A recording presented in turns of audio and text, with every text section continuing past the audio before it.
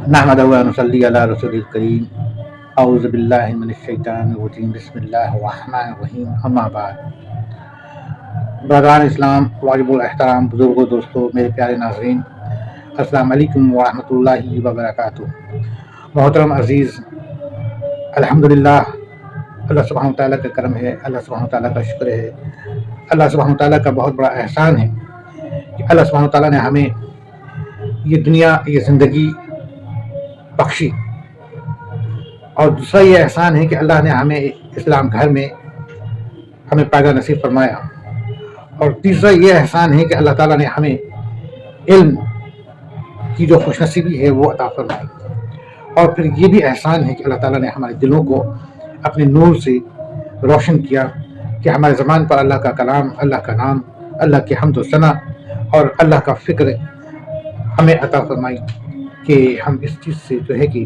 اپنی اس آخرت کو بنا لیں جو آخرت ہمیشہ اور ہمیشہ کے لیے جو دنیا ہمیشہ اور ہمیشہ کے لیے یعنی کہ اللہ کا احسان اس دنیا میں پیدا کر کے اس لیے ہے کہ اس دنیا کی ہمیں تیاری کرنے کا اللہ نے موقع دیا اگرچہ کہ وہ ہمیں یہاں نہ پیدا کیا ہوتا تو ہمارا اس دنیا میں جانا جس دنیا میں اللہ سبحانہ تعالیٰ نے ایک بہت بڑا انعام فرمایا ہے جو جہاں پر ایسی نعمتیں اللہ نے دی ہے جسے پانے کی ہر کوئی حسرت کرتا ہے اور جسے مل جائے وہ بہت بڑا خوش نصیب ہے اور اس سے بڑھ کر کے خوشیاں اور کیا مل سکتی ہے جو خوشیاں اللہ نے اپنے اس انعام میں اپنے اس تحفے میں رکھا ہے یعنی کہ وہ جگہ ہے جنت کا جتنا اعلیٰ مقام ملے اتنا ہماری خوش نصیبی ہماری سب سے کہہ لیا جائے کہ اتنی ہمارے لیے بہترین وہ جگہ ہے تو اس جگہ جانے کے لیے راستہ اس نے اس دنیا سے بنایا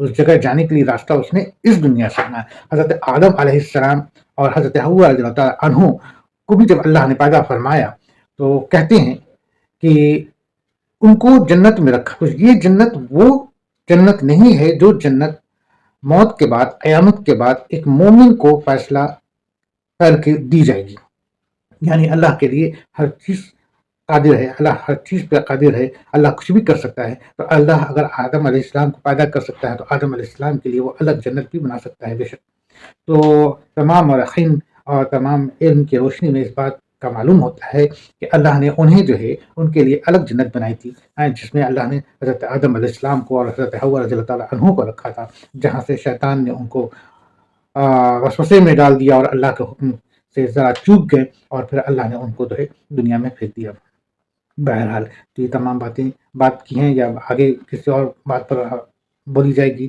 بہرحال ہم آتے ہیں اپنا مقصد پر ہمارا مقصد جو ہے کہ یہاں پر اس بات پر ہے کہ اللہ ہم کو شوق پیدا کیا ہمارے دلوں میں کہ ہم قرآن پاک کے متعلق چند گفتگو کریں اور ان کے ترجمہ پر غور و فکر کریں اور آپ کے سامنے ہم حاضر ہوں تاکہ ہم بھی غور و فکر کریں اور آپ بھی کریں انشاءاللہ تعالی تو محترم ناظرین ہم لوگ رفتہ رفتہ سورہ ہود پر آ چکے ہیں اور سورہ ہود کی بھی تقریباً آیت نمبر 95 تک ہم لوگوں نے پڑھی ہے سنی ہے اور اس پر ہم لوگوں نے چند گفتگو بھی کیا ہے اب اس کے آگے کی انشاءاللہ تعالی رب یسر ولا تعسر وتمم بالخیر وبک نستعین یا فتاح ربی زدنی علما بسم اللہ الرحمن الرحیم اور یقیناً ہم نے ہی موسیٰ کو اپنی آیت اور روشن دلیل کے ساتھ بھیجا تھا اللہ سبحانہ تعالیٰ فرما رہے ہیں یہاں پر آیت نمبر سورہ ہود آیت نمبر 96 میں اور یقیناً ہم نے ہی موسیٰ کو اپنی آیت اور روشن دلیلوں کے ساتھ بھیجا تھا دیکھیے جیسا کہ ہم لوگ سورہ ہود میں اس سے پہلے کے تمام پارٹ میں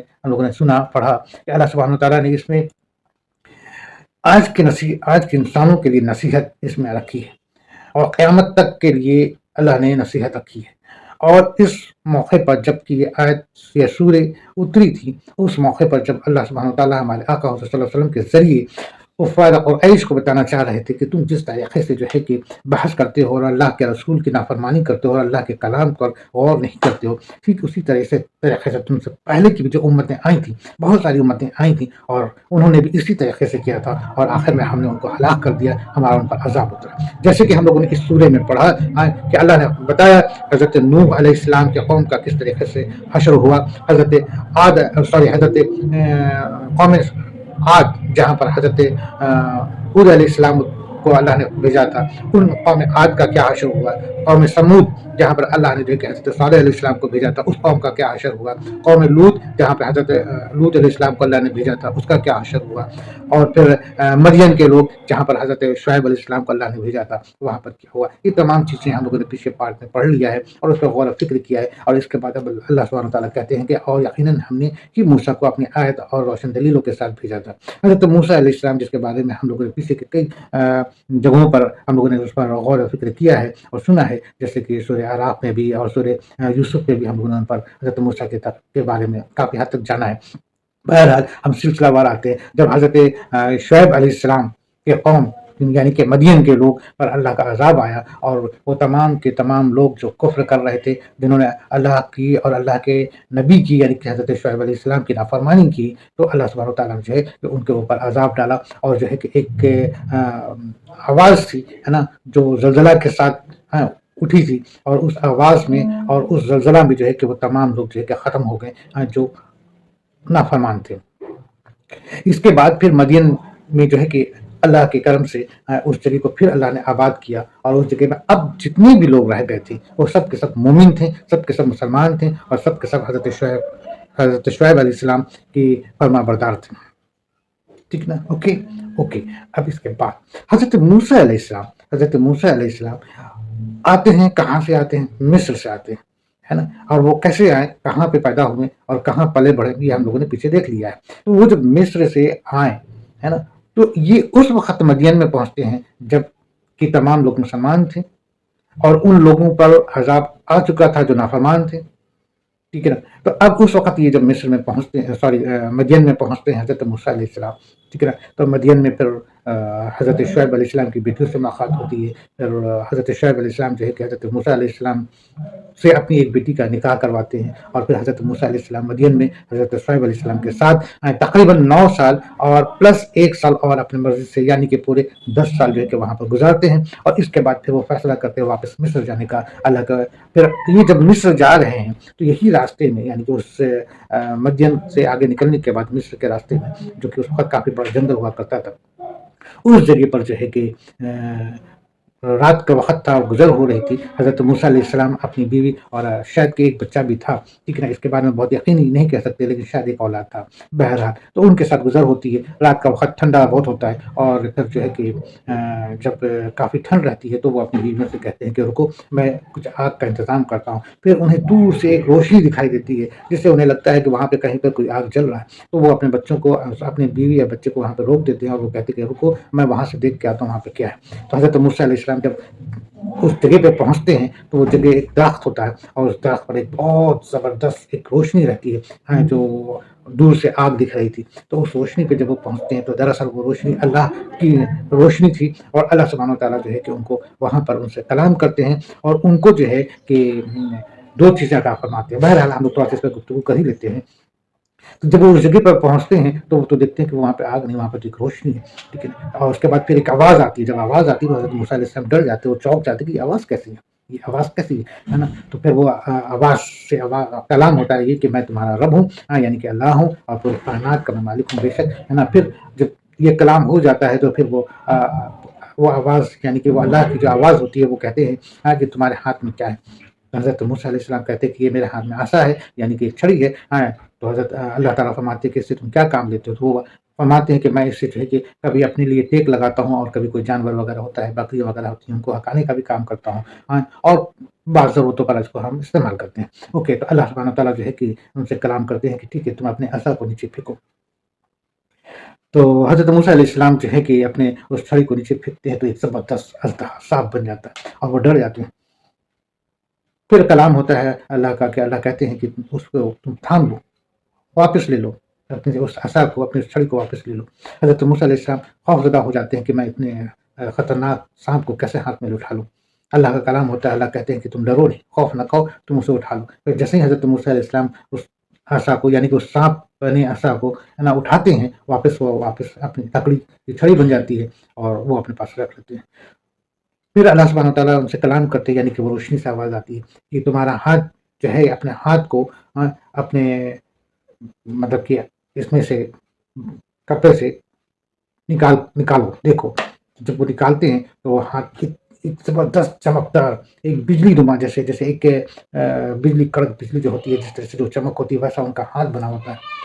तो वो देखते हैं और वो कहते हैं, ये क्या है? तो अल्लाह सुब्हानहू व तआला कहते हैं कि ये मेरी तरफ से तुम्हारे लिए 2 इनाम है, तुम इसको लेकर के जाओ मिस्र। वहाँ पर जो फ़िरौन है, वो फ़िरौन बड़ा ही सरकश हो गया है।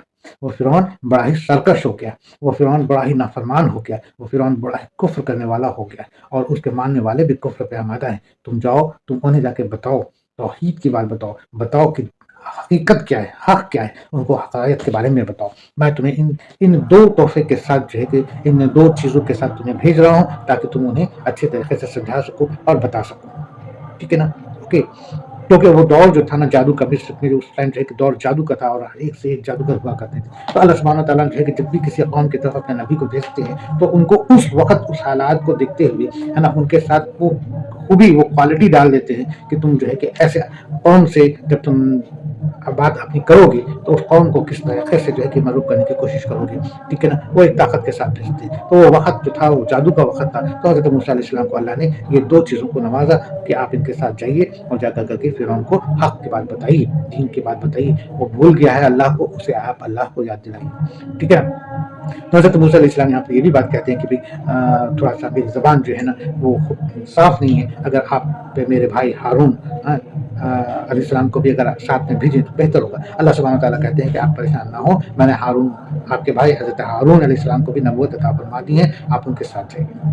ठीक है ना? तो ये जो है कि यहाँ पर वही बात आती है कि हज़रत मूसा अलैहिस्सलाम जो है अपने भाई हज़रत हारून अलैहिस्सलाम के साथ मिस्र में जाते हैं, और मिस्र की जो फ़िरौन है उससे हक़ की बात बताते हैं, उसे दीन की बात बताते हैं, है ना? वो फ़िरौन जो होता है ना, वो फ़िरौन उस वक़्त हम लोगों ने इसके बारे में भी पढ़ा है, ठीक है ना, पीछे गौर किए हुए हैं। फ़िरौन जो है ना उस वक़्त बहुत ही कह लिया जाए कि वो खुद को खुदा कहता था। अब आप इसी बात से अंदाज़ा लगा सकते हैं कि उसकी क्या फ़ीलिंग होगी और उसकी क्या तरीक़ा होगा और किस तरीक़े से वो ज़िंदगी जी रहा होगा। वो खुद को खुदा कहता था। वो कहता था कि मैं हूँ खुदा, मैं हूँ ताकत वाला, मैं जिसे चाहूँ उसे जो है कि ज़िंदगी दे दूँ, जिसे चाहूँ उसे मार दूँ। ठीक है ना? और जो है कि उसके साथ उस दौर में बुतों की भी परस्तिश होती थी, है ना? और बड़े-बड़े बुत बनते थे, बड़े लंबे-लंबे, ऊँचे-ऊँचे बुत बनाए जाते थे और उनकी परस्तिश होती थी। ठीक है ना? फ़िरऔन के जितने सरदार थे और फ़िरऔन के जितने लोग थे, वो भी जो है कि फ़िरऔन की ही हुक्म की फरमाबरदारी करते थे। बाज़ तो फ़िरऔन को ही खुदा मानते थे, है ना? और बाज़ बुत परस्तिश करते थे। ठीक है ना? ओवरऑल कह लिया जाए कि फ़िरऔन खुद को जो है कि अपने आप को खुदा कहता था। ओके। तो अच्छा, इसके बाद ये भी आप समझ लीजिए, तो हो गई उसके मामला। दूसरी चीज़ ये कि वो ज़ालिम बड़ा था।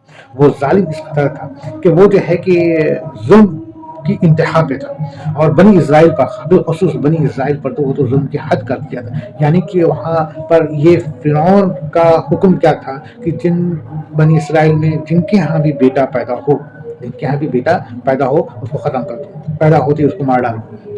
ठीक है ना? बेटियों को तो रहने दो, लेकिन बेटे को ख़त्म कर दो।